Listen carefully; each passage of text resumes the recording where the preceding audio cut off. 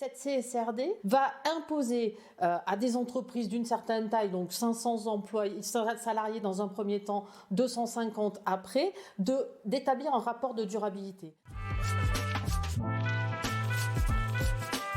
Cécile de Saint-Michel, bonjour. Vous êtes présidente du Conseil national de l'Ordre des experts comptables.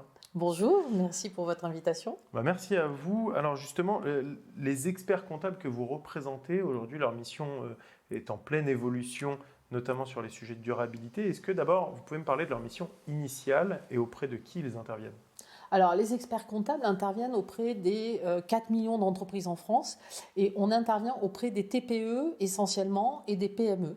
On les accompagne dans tout ce que, comme le nom le dit, experts comptables dans leur comptabilité, mais également dans la gestion de leur entreprise. En fait, on est les copilotes des chefs d'entreprise des TPE-PME. Donc vous permettez de vraiment suivre l'activité, mais également de prévoir un petit peu et de faire grandir au fur et à mesure toutes ces entreprises-là en France. Effectivement, on est là pour les accompagner. Comme je vous le disais, on est les copilotes au quotidien avec les chefs d'entreprise. Parce que les chefs d'entreprise des TPE, PME, ce sont quelquefois de très bons techniciens dans leur métier, mais ce sont malheureusement des gestionnaires. Ça laisse un petit peu à désirer sur le côté gestion. Et c'est notre rôle justement de les accompagner, de les conseiller tout au long de la vie de leur entreprise. Alors dans l'expert comptable, il y a comptable, donc vraiment sur la partie des chiffres. Jusqu'à aujourd'hui, moi, c'est vrai que l'expert comptable, c'est celui qui va travailler sur les bilans financiers, qui va permettre de piloter l'activité financière de l'entreprise. Qu'est-ce qui va changer maintenant ? Ce qui va changer, c'est que on a aujourd'hui un changement au niveau des cabinets d'expertise comptable par la numérisation de l'économie et donc l'automatisation de toute une partie de la comptabilité. Donc toute cette partie de saisie comptable va s'automatiser. Ce qui fait que dans les cabinets d'expertise comptable, nos missions vont complètement changer. Et par le biais de la facture électronique, on va pouvoir récupérer des données, puisque la facture électronique c'est un ensemble de données, on va récupérer des données qui ne seront pas essentiellement financières. Il y aura d'autres données que les données financières. On parle beaucoup là, depuis janvier 2024, de la CSRD. Alors, excusez mon anglais, mais c'est la Corporate Sustainability Reporting Directive. C'est une directive européenne sur justement beaucoup de normes extra-financières, notamment sur la durabilité, c'est bien ça ? C'est ça. Donc la CSRD, c'est une directive qui vient de l'Europe, qui a été transposée pendant toute l'année 2023 en France. Et donc là, aujourd'hui, elle est applicable depuis le 1er janvier 2024 et elle ne concerne que les données de durabilité. En fait, la CSRD remplace la NFRD, qui est une ancienne directive européenne et qui déjà traitait de tout ce qui était données extra-financières, mais pour des entreprises d'une certaine taille. C'est-à-dire que ça concernait les grandes entreprises. Aujourd'hui, on a la CSRD qui a été transposée en France et la CSRD complète on va dire les lacunes de la NFRD.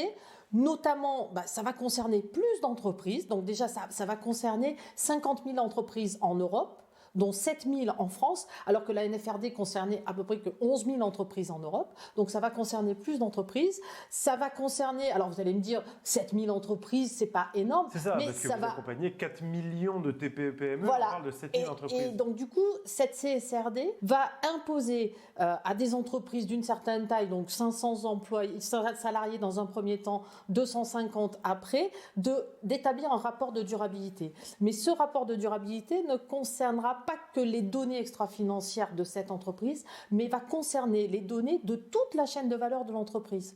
Ce qui veut dire que par capillarité, on va descendre jusqu'à la TPE.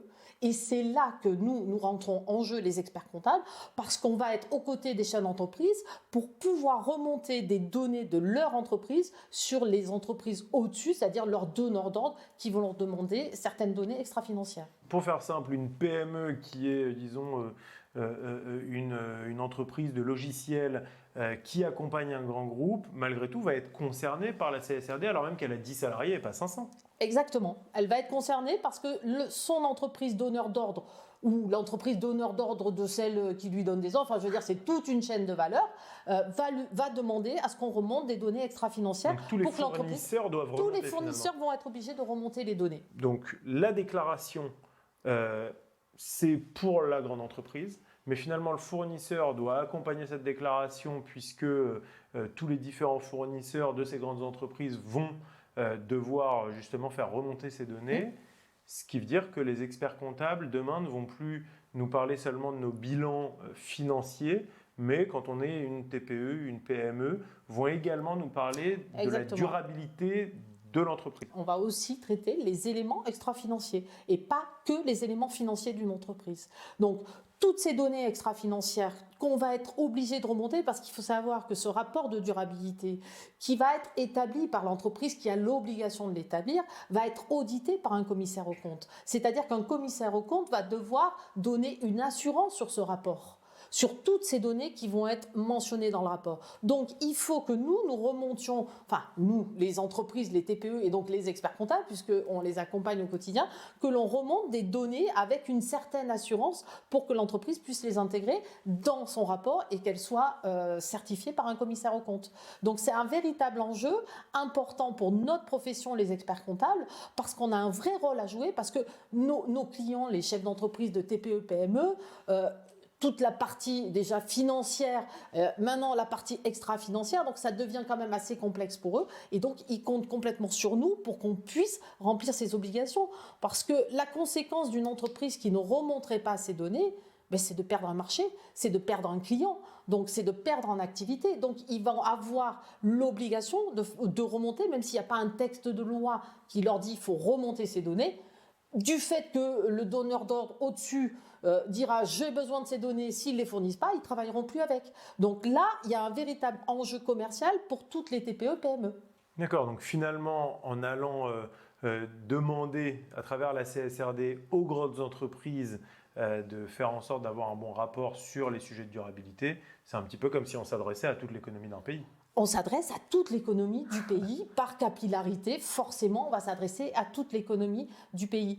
Et c'est là que l'ordre a un rôle majeur aussi à jouer, c'est que quand on s'adresse à toute l'économie d'un pays, qu'on s'adresse à des TPE, PME qui n'ont pas des moyens extensibles, on ne peut pas non plus leur demander de remonter des données qui sont insupportables pour elles parce que ça demanderait trop de temps pour les trouver, trop de temps pour les collecter. Et donc, du coup, il faut que nous, l'ordre, on soit présent sur toute cette partie durabilité pour éviter qu'il y ait une dérive et que ce soit supportable pour les entreprises et les TPE et les PME.